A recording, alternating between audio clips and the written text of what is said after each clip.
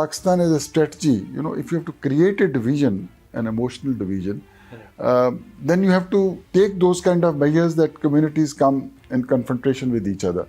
The fact that Golden Temple had been occupied by the terrorists, armed militants, that's not Sikh faith, There was some understanding between Rajiv Gandhi and Benazir Bhutto also. And they did not discriminate between Hindu and Sikh. In fact, the number of Sikhs killed during the entire 2-decade period is more than, it's almost 60%. Army units were not briefed properly as to what was happening.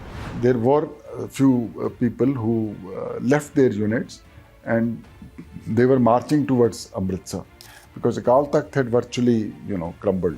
Mr. Bhutta Singh was managing it. So ultimately, when Golden Temple was handed back to SGPC, they decided that the restoration work done by Baba Santa Singh is actually Sarkar Seva, it's not Kar Seva. In retrospect, there is enough opinion within the military establishment that there was a grave error of judgment and strategy by those who executed Bluestar. I don't blame necessarily the local journals that time because they were not given time to plan. We had no option but to go to Golden Temple inside, through the Darshini Deodi in civil clothes without weapons. At the peak of militancy, the number of armed militants in Punjab was never more than 2,500 or so. Sir, a warm welcome to Indian Mastermind Show again. And in last episode, we discussed with you how Operation Bluestar was handled. And since you were District Collector of Amritsar for 3 years after Bluestar, so the audience will like to know how you handled the entire aftermath of Operation Bluestar, which was a watershed moment in India's history, especially in Punjab's history. And the country had to face the consequences, including assassination of a prime minister, assassination of a chief minister, and number of other leaders. So, sir, after this operation ended, as you said in last episode on 10th, that means almost for 5 days, the battle raged, dug into a tunnel, and they led their lives, but they did not evacuate and kept on fighting. So, what was the reaction in the entire Punjab, especially army? Actually, actual operation was on 5th. And it was over by 6th evening, you can say. Okay. The incident of tunnel, which you are mentioning, is probably of 7th of June. I'll come to that, when President of India visited. It was not tunnel, it was, you can say, rooms, within a structure, but underground rooms. Now, the aftermath, the first challenge was to evacuate the people injured, particularly inside the Golden Temple, take them to the hospitals. Secondly, the dead bodies removal and their cremation. Most important was to clean up the entire complex process and restore the Maryada, because devotees will be very concerned and we must be able to say that situation is normal. These were the priorities. Law and order at that time was not an issue because the entire state was under curfew, you see. So the concern was to ensure supplies. People had been under curfew for a number of days and shops were shut. People were not allowed to come out. So our concern was to see that essential commodities, are available to them. And Amritsar, walled city, has a large number of cattle population also. People keep buffaloes, etc. So fodder for them, and all those issues. These were the priorities at that time. Once curfew was lifted, of course, we did not face any law and order issues because there was no during the Operation Bluestar, there were some movements of the people towards Amritsar from various parts of country, Punjab, as well as within Amritsar district. The civilians as to protest, people had, but they were stopped at a distance. At the Bias bridge. Well, some of them towards the Taran Taran who came very close to Amritsar from Ajnala side, some people came, they were stopped. And they were persuaded to go back. So we did not have a law and order problem, though there were within Amritsar some stray incidents, of Trying to disturb. burn property, or a few properties were in fact burnt in the industrial area of Amritsar. Fire was extinguished immediately, but there was no major incident. There were no community clashes either. So when was the curfew lifted? Well, curfew was, if I recollect, was lifted, I think, on either 6th or 7th, probably, for a few hours. Just to ensure that people are able to Get the supplies. And it continued for almost, day curfew continued for almost 15 days, you see. Then it was staggered, in a staggered way. It was open for few hours. Supplies were brought in. And when did the civilian government take control of the district? Civilian government was always there. It's only that during the operation days, army had taken over the entire communication and they were enforcing the curfew also. Okay. And even the police was in the background. Yeah. So when did they hand over the charge? Situation started normalizing slowly, gradually, but army was finally withdrawn much later. There was an Operation Woodrose, which was conducted soon after Bluestar, which was to search and seize, to clear the entire district of weapons, which may be, hidden by the militants at various places. So that operation went on, and finally army handed over, not handed over, army withdrew and normal... Say around 14th or 15th of June. Maybe later. It would be much later. Much later. But then, when the curfew was lifted, there were incidents of distribution of sweets also in some parts of Amritsar. Well, there were one or two incidents, and people were told to... Because you see, you must appreciate that people of Amritsar were living under terror, and for a very especially long time, Hindus. Especially Hindus. So there was a feeling of relief after the operation. And that was because the militants, especially a Bidrawale group, they wanted to flush out Hindus from Punjab. Well, they certainly wanted a division to take place, let's put it this way, right, between the two communities. As you know, Hindus and Sikhs are organically interlinked with each other.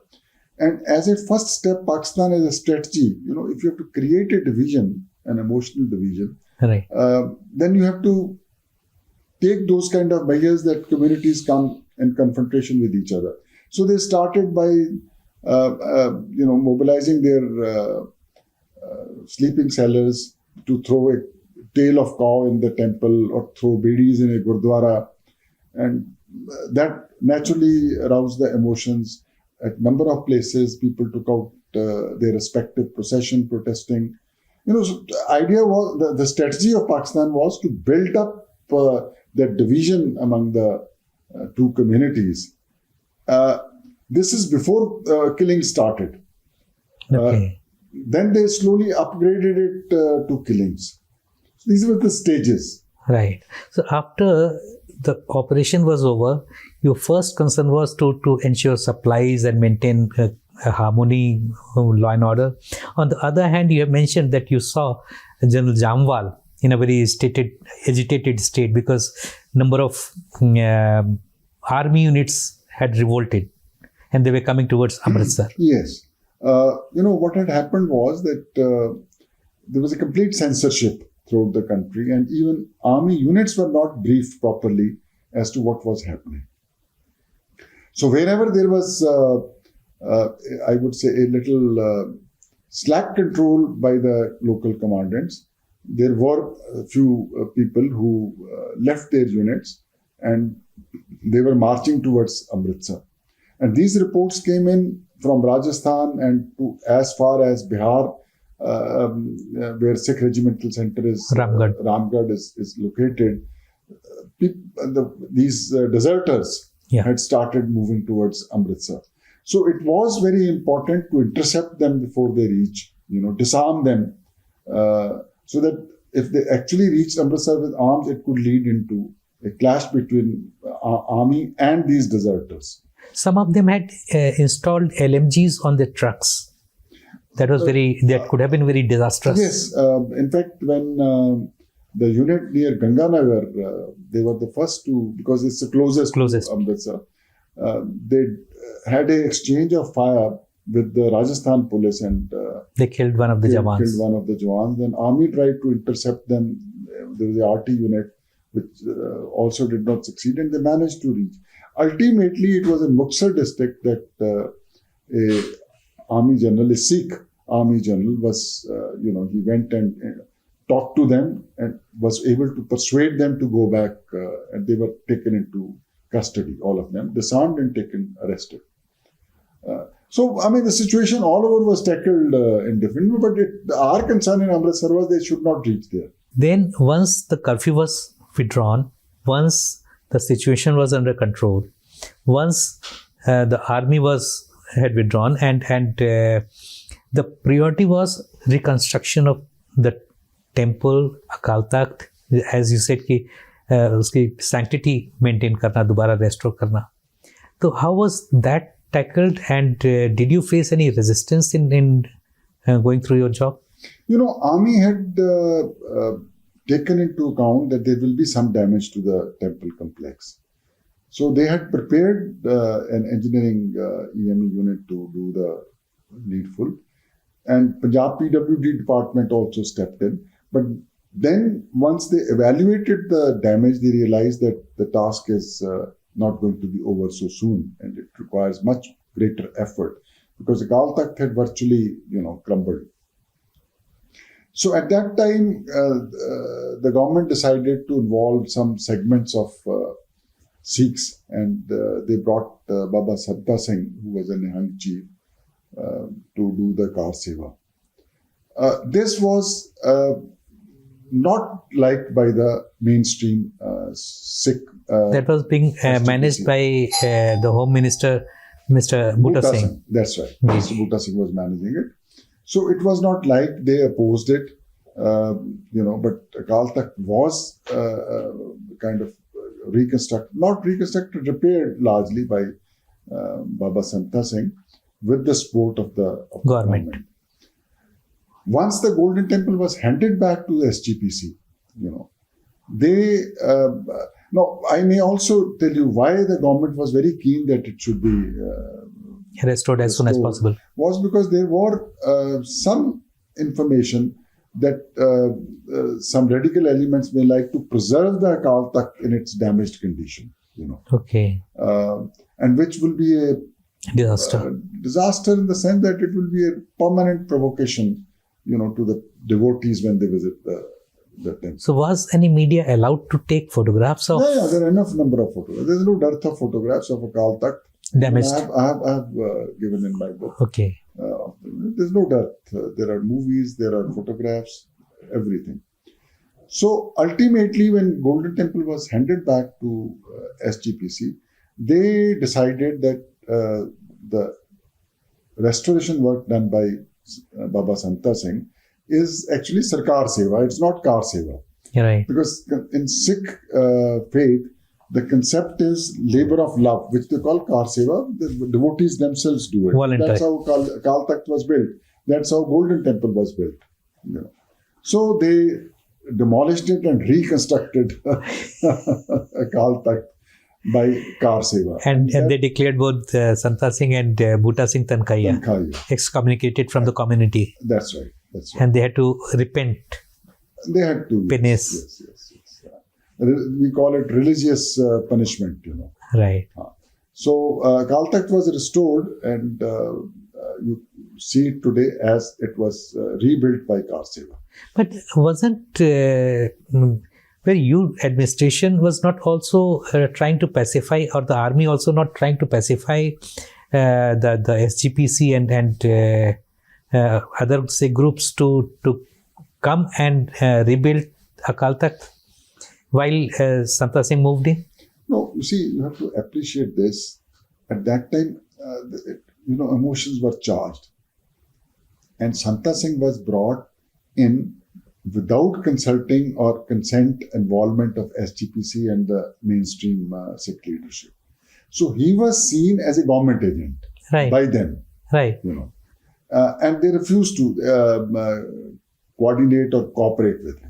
But there was a parallel talk going on by the army. Probably, I think you have mentioned that's how the army learned In fact, lessons. army was also not privy to the fact that government had plans to bring Santa Singh. Army was negotiating with the mainstream. Tohra and Longowal. They were, of course, detained, but the SGPC appointed priests, jathedars and priests, and other prominent, eminent Sikh leadership to start the Kar Seva and reconstruct the temple. But then the political establishment kind of preempted them, and brought in Santa Singh. So, the sentiments were still hurt. As you say, they demolished the Akal Takht and rebuilt it. So, how did you manage to pacify and keep the frayed tempers in control in the entire state for next 3 years? I won't say we succeeded in that. For that, the answer lies in the inherent cohesion of communities in Punjab. I would give credit to them. Sikh sentiments were heard, but the inherent organic interaction of the two communities ensured that there was no mass violence, there were no clashes, community clashes, and it remained peaceful. And I'll tell you that even the unfortunate assassination of Mrs. Gandhi, there was not a single incident of in Punjab. In Punjab, what happened in Delhi or other parts of UP, India. Bihar. Yeah. We expected that there may be a counter reaction once people learn what is happening to Sikhs outside Punjab. But fortunately, that umbilical cord between the two communities, ensured that they did not violate the traditional bond. And sir, one more thing I'd like to know. You are a Sikh. So while the Operation Bluestar was going on, so were your religious sentiments also hurt at some moment? No, I would say that, when you are discharging a job, your duty, that comes naturally as a priority. And the fact that Golden Temple had been occupied by the terrorists, armed militants who don't have a religion. That's not Sikh faith, That's not Sikh faith.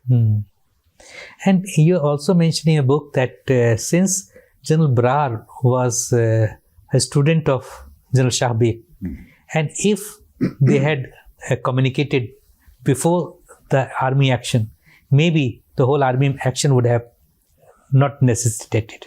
In retrospect, there is enough opinion within the military establishment that there was a grave error of judgment and strategy by those who executed Bluestar. And this opinion has come not from one. For example, I can quote you 3-4 names. General V.K. Singh, the former Chief of Army Staff, who was later on Union Minister also in 2 cabinets of Prime Minister Modi. He has written in his autobiography very clearly that it was a very badly planned and very ill-executed operation. Another Lieutenant General, General Hoon, who succeeded Sundarji as GOC Western Command. Okay. And he has written his book. In fact, he has been extremely critical. He's not minced any words to criticize what a terrible operation it was. 2 other generals, for example, Lieutenant General Sinha, he later on became a governor of S.K. Sinha. Northeastern states. Right. He has written against the way it was conducted. Lieutenant General Nair, who was during Operation Bluestar, part of the Directorate of Military Operations, they had blamed some, because army also knows if they anticipate what will happen if tomorrow this happens. So after the violence in Punjab, they had plans that in case they are called in, how they will tackle it. So he has said that those plans were not followed by the local generals. So they were means plan B, plan C, plan D, but those plans were never brought into action. Either they were not shared with them, I don't know. I have no inside information, or the commandants on the spot, they ignored those, And had they followed those instructions, and also one, I don't blame necessarily the local generals that time, because they were not given time to plan. You see? If you call them 2 days earlier and tell them carry out the operation, I think it was a mistake to do that. They should have been told that this kind of action is to be taken, allowed time, to prepare plans, etc.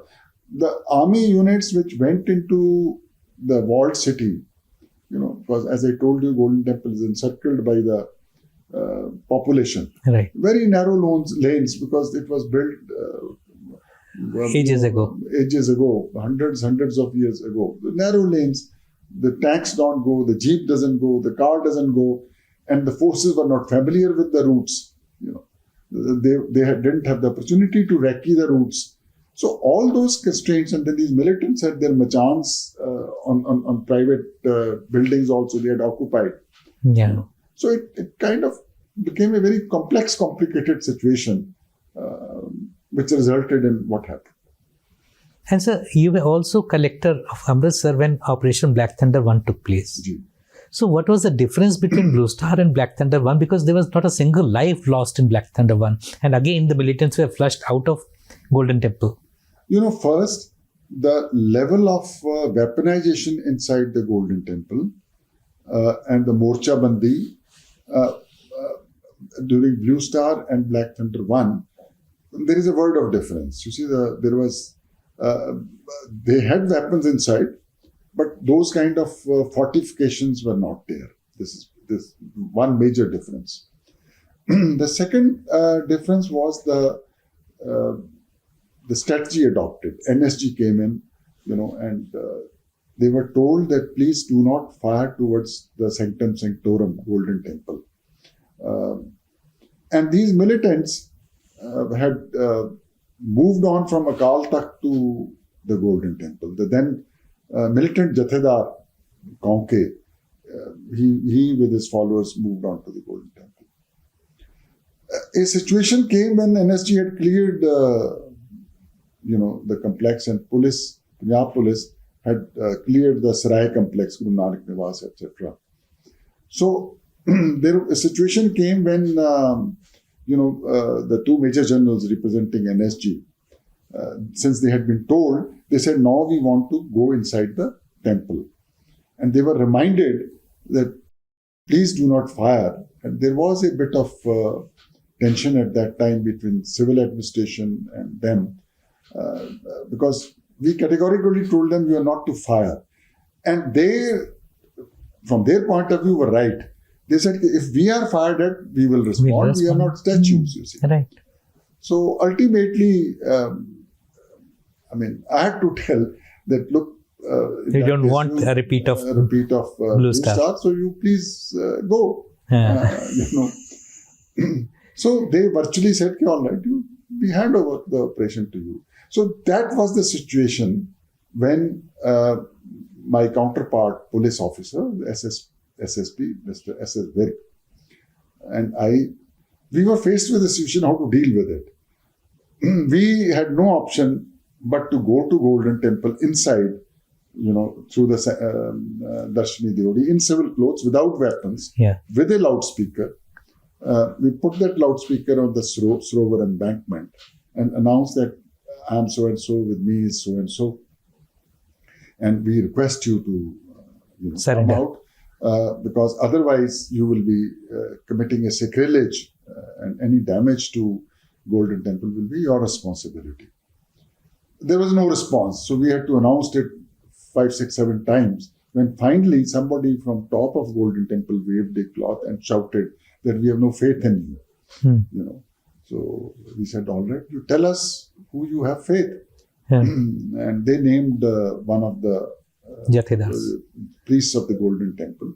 So we requested him to come, persuaded him to go inside, talk to them. And then he brought 5 of those from inside to negotiate with us. Sikhism, there is a concept of Panch Pyaras. The decision of the 5, selected ones will be final. So we persuaded these people that no harm will come to any one of you, and you come out. So they went inside and then brought the people out. So not a single shot was fired. So which year was this? This was 1860, April. So 2 years, 1.5 years after. After that. Yeah, during this period, Mrs. Gandhi had been killed. Yes. And Mr. Longowal had been killed. Ji. And I think Inder Singh was still there. No, Inder Singh came much later. Much later. He came in 90s. But militancy continued for another, say, a decade or so. What used to happen was that Bluestar cleared the temple of the militants. Yeah. Black Thunder cleared the militants. Black Thunder 2 cleared the militants. Yeah. They will infiltrate back into Golden Temple with small weapons. There was no Morcha Bandi, as I told you. Right. And what had happened was that by that time, the militants' number had increased. At any given time, at the peak of militancy, the number of armed militants in Punjab was never more than 2,500 or so. But the kind of violence they managed to create, the impact it had, because, for example, when you kill a prime minister of a nation, look at the kind of, the world shakes. When you kill former chief of army staff, General Vaidya, the kind of publicity you get when you kill the chief minister of a state, what kind of a publicity you get. And that is, they pick up soft targets, they pick up prominent targets. And one of the objectives of picking up these targets, they are the main targets, but one of the consequences of that is that they give disproportionate publicity to terrorism. Yeah. Disproportionate in terms of their number and their strength, power. Terrorism thrives on publicity. So, it took some time to penetrate those groups, And I may you may have noticed in this that there was some understanding between Rajiv Gandhi and Benazir Bhutto also.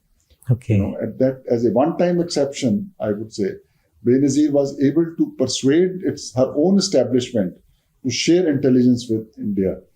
And that helped us also to eliminate. But it required Inder Singh and Mr. KPS Gill to flush out, or rather finish militancy, yes. put an end to militancy. What had happened was that over a period of time, these militants had started committing crime against the local population also. Yeah, rapes, looting. Robberies, looting, killings. And they did not discriminate between Hindu and Sikhs. In fact, the number of Sikhs killed during the entire 2-decade period is more than, it's almost 60% in terms of the killings of the Sikhs. That's how they lost goodwill. Slowly they lost the. The strategy you adopt is very important.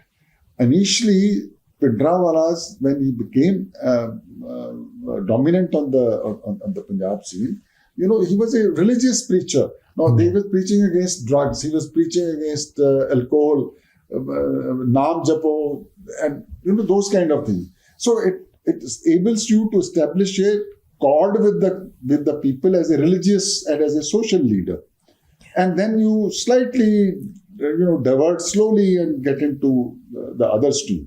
So because of this, there was sympathy for Bhindranwala at the initial stages. Yeah. But once people saw for themselves the violence and the crimes they are committing, so people stopped giving them shelter in the rural areas. They did not get safe houses, and also Indian army and security forces by that time had slowly sealed the border.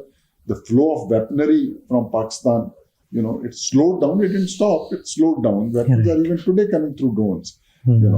So all this helped to marginalize the militants and eliminate. So you have done an exemplary job, sir. Congratulations to you. And I think the audience will learn a lot about Operation Bluestar, Operation Black Thunder 1, and the body of work, your body of work. I think you did an exemplary job. Right. Thank you so much, sir, Thank you. for talking to Indian Masterminds. We'll come back to you as in next time also.